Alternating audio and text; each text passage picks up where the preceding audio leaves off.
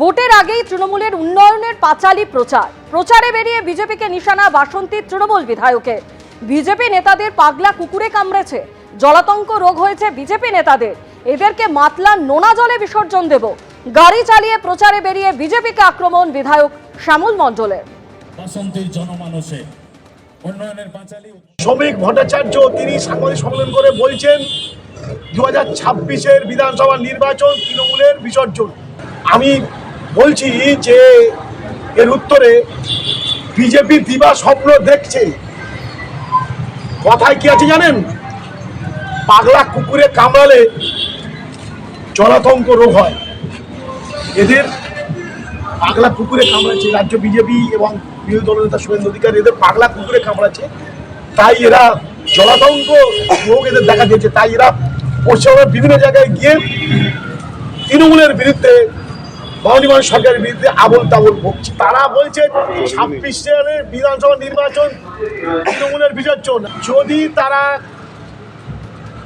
বাসন্তীর বুকে আসে তাহলে মাদলা নদীতে এই সমস্ত রাজ্য বিজেপি নেতাদের আমরা মাদলা নদীতে তাদেরকে নোনা জলে, মাদলা নদীর নোনা জলে এদেরকে আমরা বিসর্জন দেব।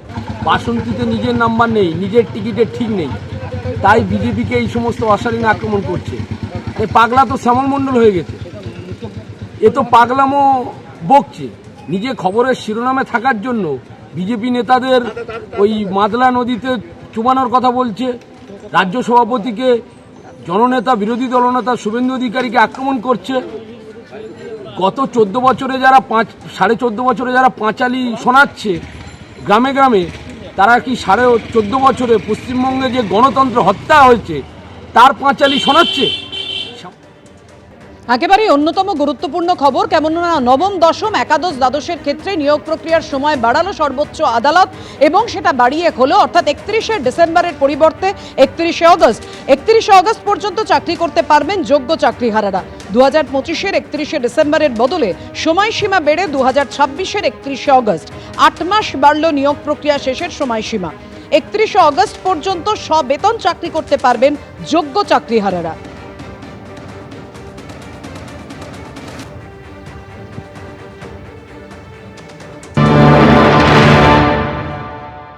31শে ডিসেম্বর পর্যন্ত সুপ্রিম কোর্টের লাস্ট গাইডলাইন্স ছিল। আমরাও জানতাম যে এসএসসির পক্ষে সেটা সম্ভব করা, মানে শেষ করা সম্ভব নয়, তার জন্য এসএসসিকে যেতেই হবে এক্সটেনশনের জন্য। কিন্তু আমরা একটু আশঙ্কিত ছিলাম যে কি হবে, আসলে আদৌ এক্সটেনশন দেবে কিনা, কোর্টের মর্জির উপর ডিপেন্ড করছে সব কিছু।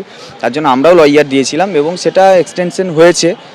তো তার জন্য স্বাভাবিকভাবে একটু স্বস্তি, কারণ হচ্ছে যদি 31শে ডিসেম্বরের মধ্যে শেষও হলো না, আবার সব কিছু আটকেও গেল, তো সেক্ষেত্রে একটা বড় সংখ্যক শিক্ষক শিক্ষিকা যারা সম্পূর্ণ নিরপরাধ হওয়ার পরেও চাকরি হারিয়েছে, তারা কিন্তু ভীষণভাবে ক্ষতিগ্রস্ত হতো এবং তাদের খুবই ক্ষতিগ্রস্ত তার জায়গা যেত। কারণ আমরাও চেয়েছিলাম যাতে এক্সটেনশন হয় এবং আমরাও লয়ার দিয়েছিলাম, তো এক্সটেনশনটা হয়েছে, এটাকে আমরা পজিটিভলি নিচ্ছি। এখনও সুযোগ আছে, যারা যোগ্য শিক্ষাকর্মী শিক্ষক শিক্ষিকা আছে এসএসসি 2016 প্যানেল, তাদের যোগ্য তালিকাটা এখনও কান ধরে কলকাতা হাইকোর্টে মামলা চলছে, সেখানে প্রকাশ করলে তারা সেই তালিকা অ্যাপ্রুভ করে সুপ্রিম কোর্টে পাঠিয়ে দেবে, সবার চাকরি ফিরে যাবে। কিন্তু মুখ্যমন্ত্রী চান কেবলমাত্র অযোগ্য যারা টাকা দিয়েছে, যারা ঘুষ দিয়েছে, তাদেরকে বাঁচাতে হবে। 1806 জন কি অযোগ্য শিক্ষকদের তালিকা, জনগণের করের টাকা এই অযোগ্য শিক্ষকদের দেওয়া হয়েছে। আমি বিচারকদের অনুরোধ করব, সুপ্রিম কোর্ট হাইকোর্ট, যে মাননীয় মুখ্যমন্ত্রীর বিরুদ্ধে শতপ্রণোদিতভাবে ব্যবস্থা নিন। জনগণের করের টাকা খরচা করে তিনি এদেরকে বেতন দিয়েছেন, কেন চাকরি চুরির দায় নিয়ে মুখ্যমন্ত্রীকে গ্রেপ্তার করা হবে না? দেখুন, 8 মাসের এক্সটেনশন এরা যে প্রসেসের মধ্যে দিয়ে আমাদের নিয়ে যাচ্ছে SLST 2, তার জন্য প্রয়োজন ছিল এবং এটা যে হবে আমরা জানি। ফ্রেশ সিলেকশন অ্যাফোরসেট পোস্ট, অর্থাৎ 2016 প্যানেলের যে ভ্যাকেন্সি ছিল সেই ভ্যাকেন্সিতে ফ্রেশ সিলেকশন লিখে নিয়ে আসলো, ফ্রেশ রিক্রুটমেন্ট নিতে পারলো না টাইমের মধ্যে। এই যত প্রক্রিয়া কেবলমাত্র অযোগ্যদের বাঁচাও, নিজেদের গদি বাঁচাও, চাকরি চুরির দুর্নীতি কোনো মিলিয়ে দাও। এখন ভোট আসছে 26 সালের, মিলিয়ে দাও, গুলিয়ে দাও। ওদের চাকরি দরকার নাই, কারণ মুখ্যমন্ত্রী শিক্ষকদের চাকরি দিতে চান না। তিনি সেই টাকা দিয়ে খেলা করবেন, মেলা করবেন, দান খয়রাতি করবেন, ভিক্ষা দেবেন আর যোগ্য শিক্ষকদের মারবেন। কারণ সুপ্রিম কোর্ট বলেছিল যারা অযোগ্য তাদের বেতন ফেরত দেওয়ার কথা, এখনও পর্যন্ত বেতন ফেরত দিয়েছে?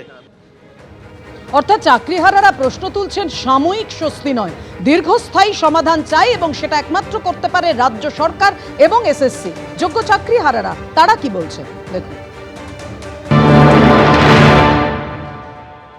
এত কিছু অনিশ্চয়তার মধ্যে আজকে সুপ্রিম কোর্টে ওই 17 এপ্রিল MA এক্সটেনশনের কেস উঠেছিল এবং যার জন্য 8 মাস মানে 31 আগস্ট পর্যন্ত এক্সটেনশন যোগ্য শিক্ষক শিক্ষিকারা পেয়েছেন।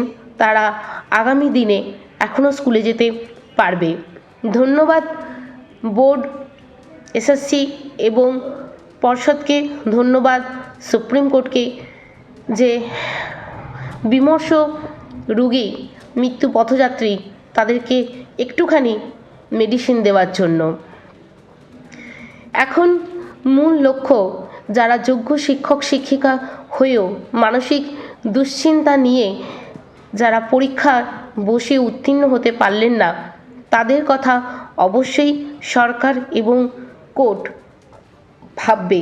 কারণ আমরা যোগ্য শিক্ষক শিক্ষিকাদের হয়ে যেমন লড়াই চালাচ্ছিলাম সেরকম চলবে যতক্ষণ না প্রতিটি যোগ্য শিক্ষক শিক্ষিকা তারা তাদের ন্যায্য অধিকার ফিরে পায়। 31 অগস্ট 2026 অবধি আমরা সকলেই স্কুল যাব এবং বেতন পাবো, এই খবরটি আমাদের কাছে সাময়িক স্বস্তি এনেছে, কিন্তু এটি কখনোই একটা পূর্ণাঙ্গ সমাধান হতে পারে না। আজকে আমাদের যে এই ডামাডোল অবস্থা, এই অনিশ্চয়তা, তার একমাত্র দায়ী প্রাতিষ্ঠানিক দুর্নীতি, এবং প্রাতিষ্ঠানিক দুর্নীতির কারণেই 2016 প্যানেলটি আজকে বাতিল বলে গণ্য করা হয়েছে। কমিশন বা রাজ্য সরকার নির্ধারিত সময়ের মধ্যে তাদের এই নিয়োগ সম্পূর্ণ করতে না পারেন, তাদের জন্য যদি পর্যাপ্ত কিছু সময় লাগে তাহলে অবশ্যই তারা সেই আর্জি নিয়ে সুপ্রিম কোর্টে যাবেন এবং সুপ্রিম কোর্ট মানবিক দিক বিবেচনা করে সে রায় দেবেন। এটা আমাদের কাছে অত্যন্ত প্রত্যাশিত ছিল। কিন্তু আজকে আমরা একটা বিষয় দেখলাম, বিকাশ ভট্টাচার্য মহাশয় আজকে আবারও যোগ্য শিক্ষকদের যেভাবে টেন্টেড বলে দাগিয়ে দেওয়ার চেষ্টা করলেন, এটা আমাদের কাছে অত্যন্ত অপমানজনক এবং একরাশ হতাশা, করুণা ছাড়া আমাদের কিছু বলার নেই।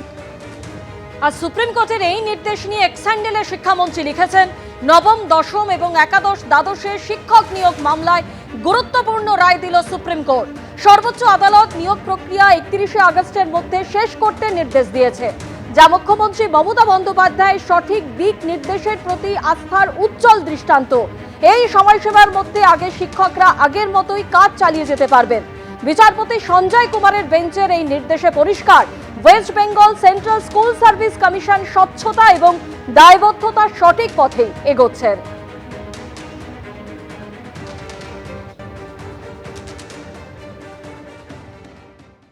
এবিপি আনন্দ, এগিয়ে থাকে, এগিয়ে রাখে।